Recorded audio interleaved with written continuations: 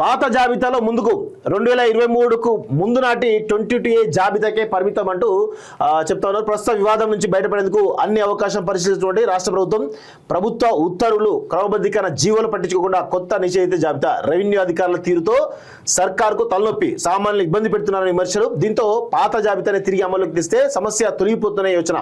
2023 డిసెంబర్కు ముందు జాబితాలోని భూములు ఆక్సిలరేషన్ చేయకుండా చర్యలు అంటూ చూస్తాం. సో ఈ నిషేధిత జాబితా ఏదైతే వచ్చిందో ఇది ఒక దందా, పెద్ద ఎత్తున దందా జరిగిన మాత్రమే వచ్చింది. దానిలో దందా చేద్దాం అనుకున్నారు, అడ్డంగా బుక్ అయ్యారు. ఇప్పుడు ఏం చేయాలో అర్థం కాక ఇప్పుడు ప్రధానమైనటువంటి సమస్య ఈరోజు ఇదే. మీరు గమనించండి, తెలంగాణలో ఇప్పుడు ఒక ఏదైనా ఇష్యూ ప్రధానంగా ఉంది అంటే అది 22A జాబితాకు సంబంధించినటువంటి ఇష్యూ. ఇది ప్రధానంగా తెలంగాణలో ఉన్నటువంటి లక్షలాది మంది ప్రజలకు పెద్ద ఎత్తున నష్టం చేకూర్చేటువంటి అంశంగా కనబడుతోంది. ఆయన రాసినాను ప్రస్తుత వివాదం నుంచి బయటపడేందుకు అన్ని అవకాశాలను పరిశీలిస్తున్నారు రాష్ట్ర ప్రభుత్వం. బయటపడేందుకు బయటపడడం ఏంది? ఒక ప్రభుత్వము తప్పు చేసి బయటపడడం కోసం ప్రయత్నిస్తుంది అంటే దానికన్నా సిగ్గుమాలిన చర్య ఇంకేమైనా ఉంటుందా? వీళ్ళు కాలోజీ టీవీ వేదికగా రెండు మూడు రోజుల నుండి దాని మీద రాస్తూనే ఎక్స్ప్లెయిన్ చేస్తూనే ఉన్నాం. ఇది కేవలం నిషేధిత జాబితాలో పెట్టి ఒక్కొక్క ఆస్తి నీకు ₹1 ఆస్తుందా 10 లక్షలు సెటిల్మెంట్ చేసుకో, 100 కోట్లు ఆస్తుందా 10 కోట్ల రూపాయలు సెటిల్మెంట్ చేసుకో అని చెప్పేసి లక్షకు పైగా నువ్వు బ్లాక్ లిస్ట్ లో పెట్టి ఒక్కొక్క ఆస్తి ఓనర్ను పిలిపించుకొని సెటిల్మెంట్లు చేసుకొని వేల కోట్లు లక్షల కోట్లు సంపాదించుకున్నటువంటి స్కామ్ చేయడం కోసం ప్రయత్నం పొంగులేటి శ్రీనివాసరెడ్డి చేస్తే అందులో రేవంత్ రెడ్డి ఇల్లు కూడా ఉంటే ఈరోజు రేవంత్ రెడ్డి వర్సెస్ పొంగులేటి శ్రీనివాసరెడ్డి కావడం వల్ల బయటపడ్డది ఇది. అంతే తప్ప వేరే ఏ విషయం లేదు. ఒక ప్రభుత్వమే బహిరంగంగా వివాదం నుండి బయటపడడం కోసం ప్రయత్నం చేస్తుందంటే వీళ్ళు సాధారణ ప్రజలు ఏ స్థాయిలో ఇబ్బంది పెట్టాలన్న ప్రయత్నం చేస్తారో మీరు చూడాలి. ఇక్కడ ఒకటి మనం గమనించాలి, పొంగులేటి ఇది ఎందుకు వివాదం వచ్చింది అనేది ఒకసారి మనం గమనించినట్లయితే పొంగులేటి శ్రీనివాసరెడ్డి ఇప్పుడు ప్రస్తుతం ఉన్నటువంటి ల్యాండ్ బ్యాంకు 10,000 ఎకరాలు ఉన్నాయి.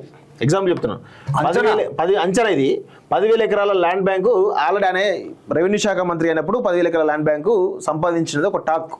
అయితే ఎందుకు అంటే పొంగులేటి శ్రీనివాసరెడ్డి ఈరోజు ఈ రాష్ట్రానికి రేవంత్ రెడ్డి ఈ టర్మ్తో రేవంత్ రెడ్డిని ఖతం చేసేసి నెక్స్ట్ ఆయన సీఎం అయిదాం అనేటువంటి ఒక ఆలోచనలో ఉన్నాడు. మరి అది కాంగ్రెస్ నుంచా లేకపోతే ఎక్కడి నుంచో తెలియదు, మొత్తానికైతే సీఎం అయిదామని చెప్పేసి ఆయన పెద్ద ఎత్తున మొత్తం మూటలు ఏవైతే ఉన్నాయో అవన్నీ ఏఐసీసీకి రేవంత్ రెడ్డి ఎంత పంపిస్తున్నాడో సేమ్ అంతే అమౌంట్లను కూడా అంతకంటే ఎక్కువనే మించి పంపిస్తా ఉన్నాడు. సో ఇప్పుడు రేపటి రోజున ఈ రాష్ట్రాన్ని సాధించాలంటే ఇంకా డబ్బులు కావాలి కాబట్టి ఉన్న సోర్స్ ఏంటంటే భూములు అంటే రెవెన్యూ శాఖ ఎవరికి ఉంది? పొంగులేటి శ్రీనివాసరెడ్డికి ఉంది. సో ఇప్పుడు 22A జాబితా కింద మొత్తం నిషేధ జాబితాను పెట్టేసి పెద్ద ఎత్తున భూములు కొల్లగొడదామని చెప్పేసి అనుకున్నారు వీళ్ళంతా. సో అది కాస్త బయటపడేసరికి ఇప్పుడు తలలు పట్టుకొని ఏం చేయాలని అర్థం కాని పరిస్థితులు పడుతున్నారు. మీరు రాసి పెట్టుకోండి, పొంగులేటి శ్రీనివాసరెడ్డి ప్రధాన కారణం ఆయన తెలియకుండా జరగలేదు, ఇది అధికారుల తప్పు అని చెప్తున్నారు. అధికారులకు తెలియదా? ఇవి 22A జాబితాను ఆ కోర్టు ఆదేశాలతో ఉన్న జాబితాను పెట్టేస్తే మనకు ఏ సమస్యలు వస్తాయి ఏంది అని చెప్పేసి విషయం అధికారులు ఈరోజు మంత్రికి కానీ రాష్ట్ర ప్రభుత్వం నివేదించరా? 100% నివేదిస్తారు. మరి ఇప్పుడేమో అంతా బయటకు వచ్చిన తర్వాత అధికారుల తప్పు, అధికారులే ఏం చేయలేదనే ఒక ప్రయత్నం చేస్తా ఉన్నారు. ఇది చాలా దుర్మార్గం. ఇది ఏం లేదు, ఒక దందా వేద్దాం అనుకున్నారు, పెద్ద ఎత్తున కమిషన్ల దందా వేద్దాం అనుకున్నారు. అది కాస్త అడ్డంగా దొరికిరు కాబట్టి ఇప్పుడు తలలు పట్టుకొని ఉన్నారు.